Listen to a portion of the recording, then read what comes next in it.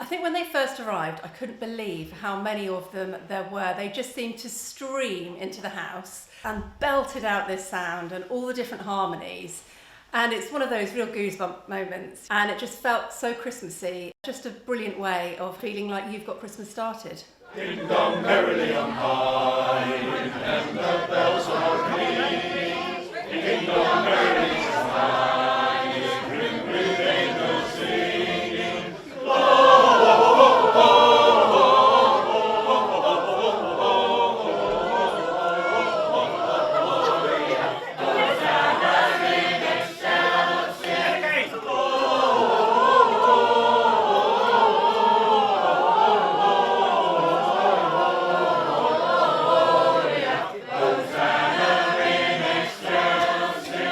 People couldn't believe that the owls of Pill really existed. A lot of my friends had come from Bristol and Bath and were absolutely blown away and just said, wow, how lucky are you to have this group of men going around your area singing and offering people such a brilliant Christmas experience. I sold the shop in 1968 when I immediately joined, not knowing what a life changer it would be for me, because for the next 50 years my Christmases would never ever be the same. You go into people's parties and there's this fantastic feeling of Christmas festivities. You're given a drink when you go in, and we used to drink a lot in the past, which we obviously don't do now. And the harmony of carols is just wonderful. And when you sing it, you bring a traditional festivity to the people you're singing to. When you turn out to sing, this is the odd thing about the owls, nobody really knows how many owls are going to turn up. But with the owls, we have a program, you can see where you're going to go. So as 7 o'clock approaches, you'll get people coming in. It's always quite a relief when you get up to about a dozen, because you know then you're going to have a good sound, and that's important. We like to present people with the spirit of Christmas, and that's what I think the Owls is all about. We don't sing perfectly in tune, we don't sing perfectly in time. We are slow learners, but every so often we'll introduce a new carol. It's an evolving programme that we run, but we tend to favour the more traditional carols, but are willing to try anything. When you think back to the men that started all of this, Maurice Gerrish, Mr. Allen, Newman Bunce, Mr. Stitford, there are so many that are long gone. I'm sure they'd be delighted and amazed at how well received they are in all the places that they go, but best of all is under the arches on Christmas Eve.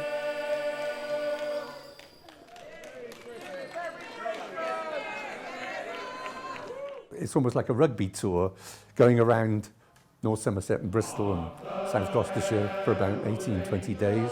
At the end of it, you're completely shot. Your voice is gone, you're dead on your feet. And it does take it out of you, because some nights will start at 6 o'clock, and if there's a party, you might not get home until 1:30 in the morning. I would have been about 7 or 8, so I'm talking about 80 years ago, aren't I? But they used to decorate the pubs in Pill beautifully, We used to go around shaking the buckets for them, and it's really great. And when I looked over the banister today, I thought, my God, Daddy, you've been gone 45 years. If you only knew I was here celebrating that lovely outings that we used to have with the Pill Owls. I started as a bass, and at that time we were being led by Maurice Gerrish, who was one of the local bakers.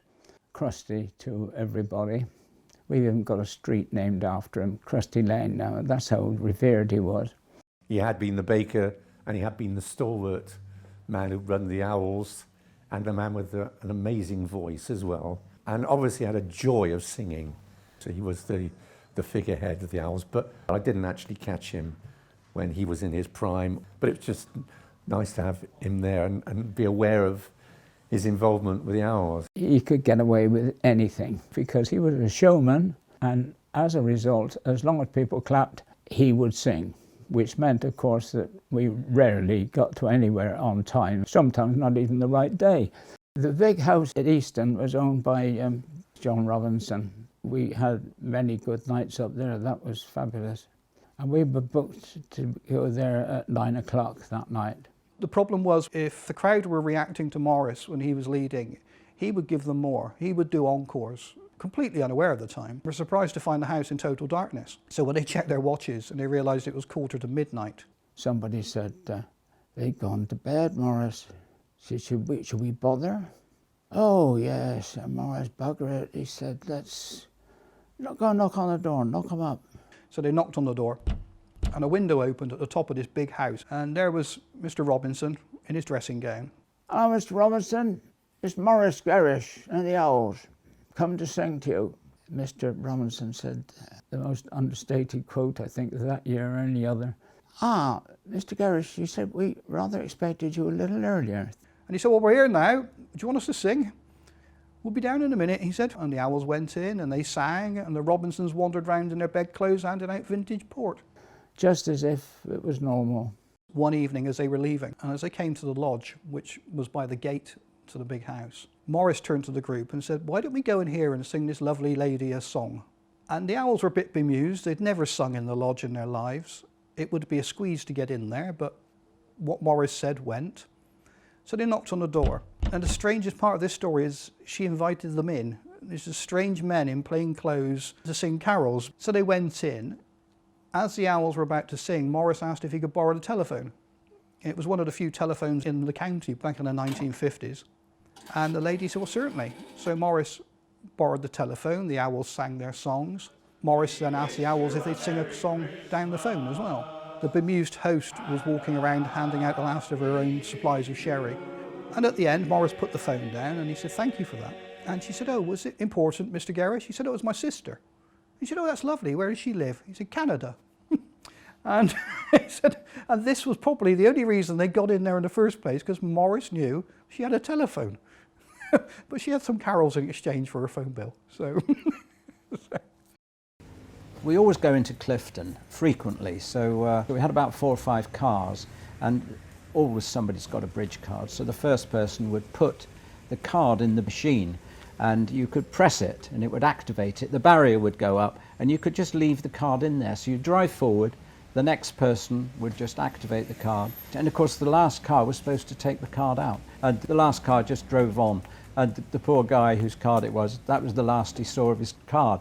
Next year we thought, we'll improve on that. So we will put an owl outside who's got the card, who will press it, car goes through, and of course the last car was supposed to pick up that owl who was doing the, and of course the car just drove straight on. So we lost an owl, lost a card that year, lost an owl the next year, and then shortly after that we had the bus. For a long time we always used to go off in a flotilla of cars, and I'd get lost and where the hell had they gone? And I'd go back and try and find where they were. You know. Only way I could find out where they were, because I always got here late, was to drive into Pill and just park and get out and then listen to see if I could hear them. Because in those days, they actually went around the streets most of the time. It wasn't prearranged gigs. I did that for years. Gradually got to know them, got to know the place, and then was just sort of became part of the scenery, I suppose, yeah. So they bring a piece of quality, but they also do it in such a relaxed way and a fun way. They'll arrive at a pub and there'll be a tray of drinks waiting for them automatically, whether they drink them or not, it's their choice. If you do get 20-odd people and you turn up at somebody's house, you know, then as you come through the door, the hostess is counting you in and she's thinking, my God, I'll have to go next door to borrow some glasses, you know. They stayed around, which was really nice, and we had loads of food and drink, and they certainly got stuck into that, let me say, and one of my friends actually said to me, never mind the owls, they should be called the gannets. We're a mixed bunch, as you will see. Short ones, fat ones, tall ones, mostly tall actually, a lot of tall figures. I guess it's the hat as well. We worked out something like over 80 to 90 calls, engagements that we have. We will sing about 10 or 12 carols on each one. So that's nearly 1,000 carols we sing. And they're not 1,000 different carols, they're the same 10 carols over and over and over. It's quite a commitment. You need probably about 12 singers to make good carols, new carols that Pete Jones keeps insisting we learn, and he's a hard taskmaster. I think musical director is a little bit grandiose. but that was the title I was given.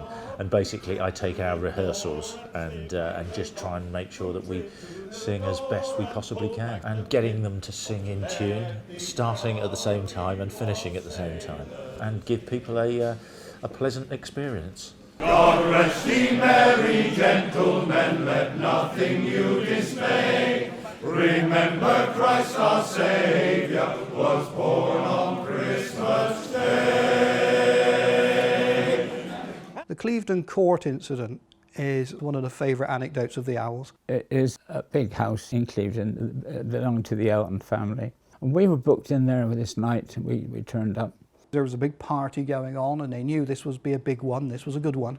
So they walked in and they launched into song. And a couple of songs in, they noticed, they were getting some quizzical looks from one particular lady and gentleman. And the lady came up to Pat Derrick and said, "Excuse me," she said, "that was absolutely wonderful, but who are you and what are you doing here?" And I said to the Owls of Pill, "Hi," she said, "why are you here?" There was a stunned silence from everybody in the Owls at that time. It came to pass that they'd gate crashed the wrong Clevedon Court.